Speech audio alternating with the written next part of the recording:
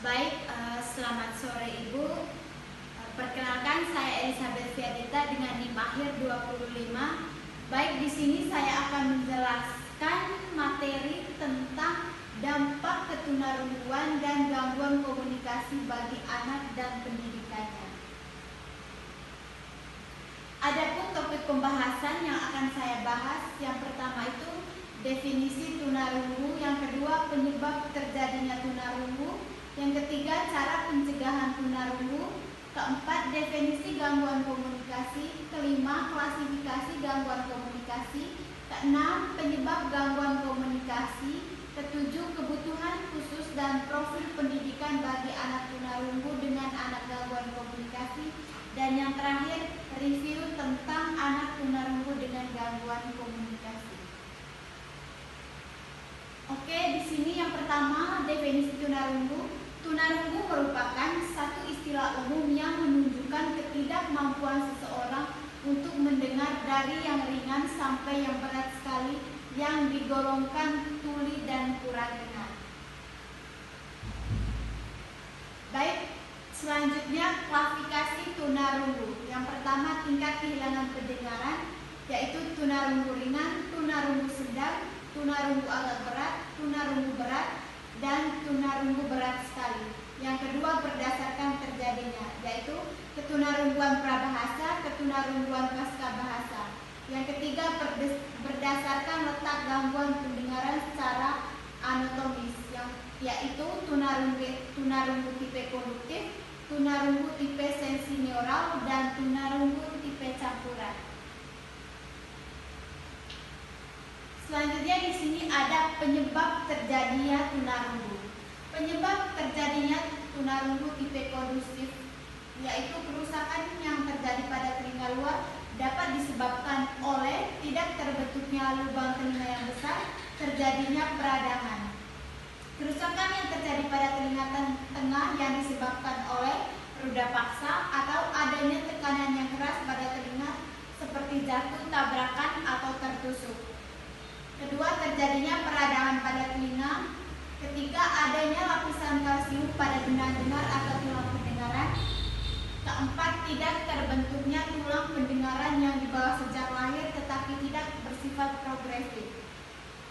Selanjutnya, penyebab terjadinya tunarungu tipe sensineural, yaitu ketunarunguan yang disebabkan oleh faktor genetik atau keturunan.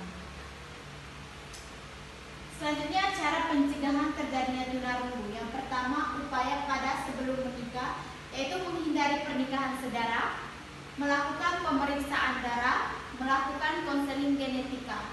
Selanjutnya, upaya saat hamil, yaitu menjaga kesehatan dan memeriksakan kehamilan secara teratur kepada dokter kandungan, mengonsumsi gizi yang seimbang, tidak meminum obat sembarangan karena dapat menyebabkan keracunan pada janin, melakukan imunisasi anti tetanus.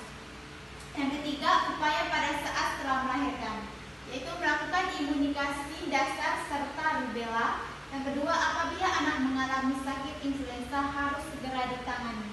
Dan yang terakhir, menjaga telinga dari kebisingan. Oke, selanjutnya di sini ada definisi klasifikasi gangguan komunikasi. Gangguan komunikasi adalah gangguan dalam berkomunikasi dengan orang lain, baik dalam posisi sebagai komunikator maupun komunikasi. Gangguan komunikasi yang dialami komunikator antara lain kesalahan dalam mengucapkan berbagai fonem seperti pesan yang disampaikan sulit untuk dipahami. Yang kedua itu klasifikasi gangguan komunikasi, yaitu gangguan artikulasi, gangguan kelancaran, gangguan suara, gangguan bicara yang dihubungkan dengan kelainan profakial, dan gangguan bicara yang dihubungkan dengan kerusakan saraf.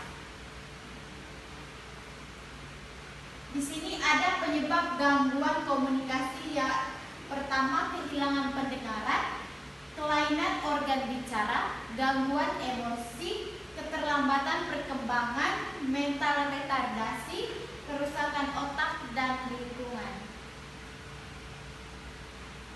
Yang terakhir, kebutuhan khusus dan profil pendidikan bagi anak tunarungu dengan anak gangguan komunikasi. Anak tunarungu dan anak dengan gangguan komunikasi memiliki kebutuhan khusus dalam pendidikan, seperti metode pembelajaran khusus atau pendekatan yang difokuskan pada cara belajar yang sesuai dengan kebutuhan individu. Yang kedua, fasilitas pendukung, yaitu penggunaan alat bantu dengar teknologi, komunikasi alternatif, serta materi pembelajaran yang disesuaikan. Yang ketiga, dukungan emosional, pendampingan dari guru dan orang tua untuk membangun kepercayaan diri serta keterlibatan aktif anak dalam proses belajar. Baik, di sini yang pertama itu ada kebutuhan khusus anak tunarungu dan gangguan komunikasi. Kebutuhan khusus anak tunarungu yaitu layanan bina komunikasi, layanan bina bicara, layanan membaca ujaran. Yang kedua, kebutuhan khusus anak dengan gangguan komunikasi yaitu kebutuhan anak khusus dengan gangguan artikulasi, kebutuhan khusus abak gagak. Ketiga, kebutuhan khusus anak yang mengalami keterlambatan komunikasi verbal. Dan yang keempat, kebutuhan anak dengan gangguan komunikasi. Metode komunikasi, keterbatasan utama yang dialami anak tunarungu adalah terlambatnya kemampuan bicara dan berbahasa. Yang terakhir, profil pendidikan anak dengan gangguan komunikasi.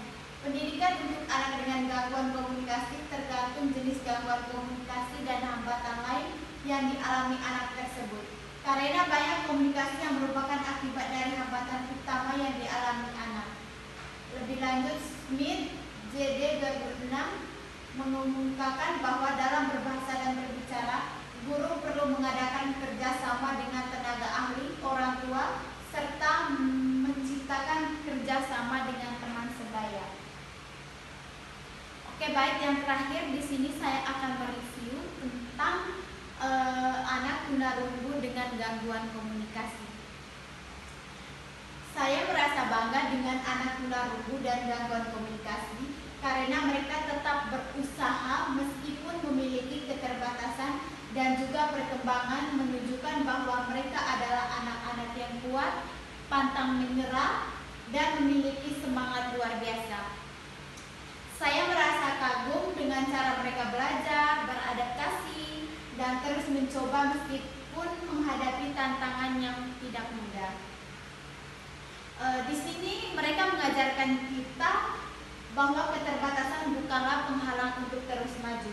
Setiap langkah kecil yang mereka ambil adalah pencapaian besar yang patut diapresiasi. Saya merasa terinspirasi oleh ketekunan mereka dan saya yakin mereka memiliki potensi luar biasa untuk mencapai hal-hal hebat. Melihat perkembangan mereka sekecil apapun adalah kebahagiaan tersendiri. Hal ini mengingatkan kita semua bahwa usaha dan dukungan yang tulus dapat membawa perubahan besar dalam kehidupan mereka. Mereka adalah anak-anak yang istimewa yang menginspirasi kita untuk selalu bersyukur dan tidak mudah menyerah. Baik, sekian review dari saya. Selanjutnya di sini ada kesimpulan. Dapat disimpulkan bahwa ketunarunguan dan gangguan komunikasi merupakan kondisi yang memiliki dampak signifikan terhadap kehidupan anak, baik dalam aspek sosial, emosional maupun akademis. Keduanya dapat memengaruhi kemampuan untuk anak untuk berinteraksi dengan lingkungan sekitar, memahami pelajaran, serta membangun hubungan yang sosial. Baik Ibu, sekian presentasi dari saya tutup dengan para Santi. Om Santi Santi.